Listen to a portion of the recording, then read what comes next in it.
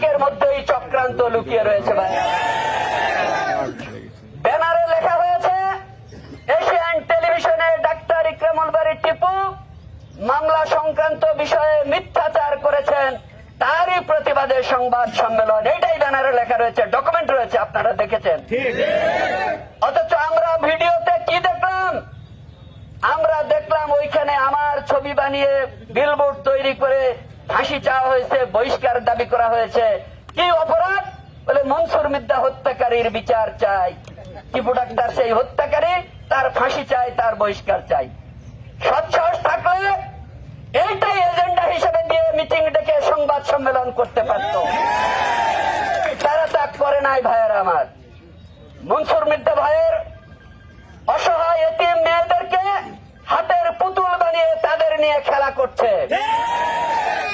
তাদেরকে বিভ্রান্ত করছে।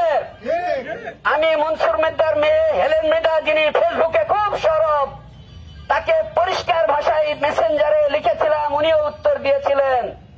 আমি বলেছিলাম এই 1 মাস আগের কথাই যে তোমার বাবা হত্যা হয়েছে, আমি ডাক্তার টিপু মামলা থেকে নির্দোষী খালাস পেয়েছি, আরো আরো আসামিরা খালাস পেয়েছে, কিন্তু মনসুর মৃধা মারা গেছে, এটা তো মিথ্যা নয়, এটা দিনের আলোর মতো সত্য।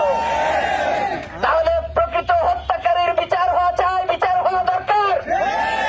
তোমরা তখন ছোট ছিলে, তোমাদের পক্ষে মামলার তদবির করেছিল তোমার চাচা সহ অন্য যারা, তারা এই মামলাকে বিল পথে পরিচালিত করেছে, ভুল পথে নিয়ে গিয়ে রায় তোমাদের বিরুদ্ধে এসেছে, পক্ষে আসে নাই। সুতরাং আমি পরামর্শ দিয়েছি, এখনো উকিল মুক্তার ব্যারিস্টার জেনে এই মামলায় আপিল করার সুযোগ রয়েছে, তোমরা আপিল করো। সেই আপিলে যদি আমার ফাঁসি হয়, আমি হাসতে হাসতে ফাঁসি কাটতে ঘুরবো। আমার সৎসাহস আছে বলেই আমি এই কথা বলতে পেরেছি। আর আমি তাকে পরামর্শ দিয়েছি। হেলেন মৃধা আমাকে প্রশ্ন করেছে, সাংবাদিকদের সামনে আপনি এই কথা বলতে পারবেন? আমি তাকে বলেছিলাম আমার দাওয়াত রইল, কখন কোথায় সাংবাদিকদের সহ তুমি বসবে, আমি বসতে রাজি আছি।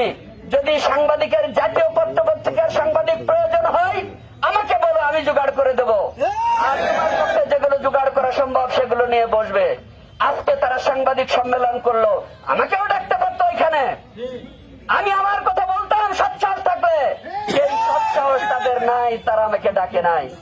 ওই অসহায় দুটো মেয়েকে হাতের পুতুল বানিয়ে নাচাচ্ছে ভাইয়ের আমার। আজকে একটা কথা বলতে চাই, আমি ফেসবুকে পোস্ট দিয়েছি ইতিমধ্যে, সূরা 3-এর শেষ আয়াতের বাংলা তর্জমা, যে আল্লাহ কি সব বিচারকদের মধ্যেই সর্বশ্রেষ্ঠ বিচারক নন? আল্লাহ নিশ্চয়ই সর্বশ্রেষ্ঠ বিচারক। আল্লাহকে হাজির নাজির জেনে বলছে, এই মনসুর মির্জা হত্যাকাণ্ড সম্পর্কে এক বর্ণ বিসর্গ আমার নলেজে ছিল না, জানতাম না, জানি না, জড়িত থাকার তো।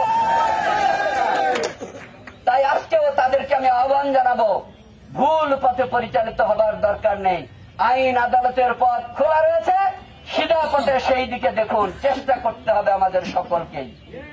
আর যে সমস্ত নেতারা ওদেরকে পুঁজি করে ব্যবসা করতে চান, তারা দয়া করে ব্যবসা বন্ধ করে দেন। এই ব্যবসা আর বেশি দিন চলবে না। আমার ছবিতে গলায় ফাঁসির দড়ি লাগিয়ে গোটা মান্দায় একবার লটকানো হয়েছিল, টাঙ্গানো হয়েছিল, পোস্টারে দেয়াল সেটে দেওয়া হয়েছিল। পরবর্তীতে মান্দার মানুষ ভোট দিয়ে আমাকে উপজেলা চেয়ারম্যান দিল। মান্দার মানুষ রায় দিয়েছিল যে এর ফাঁসি হওয়া দরকার নাকি জনপ্রতিনিধি হওয়া দরকার।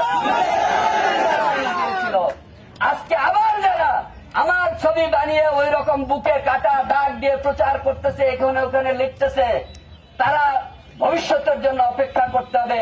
আল্লাহ সর্বশ্রেষ্ঠ বিচারক, আল্লাহ উত্তম পরিকল্পনাকারী। আল্লাহ যদি চাহে ইনশাআল্লাহ আমরাই বিজয়ী হব।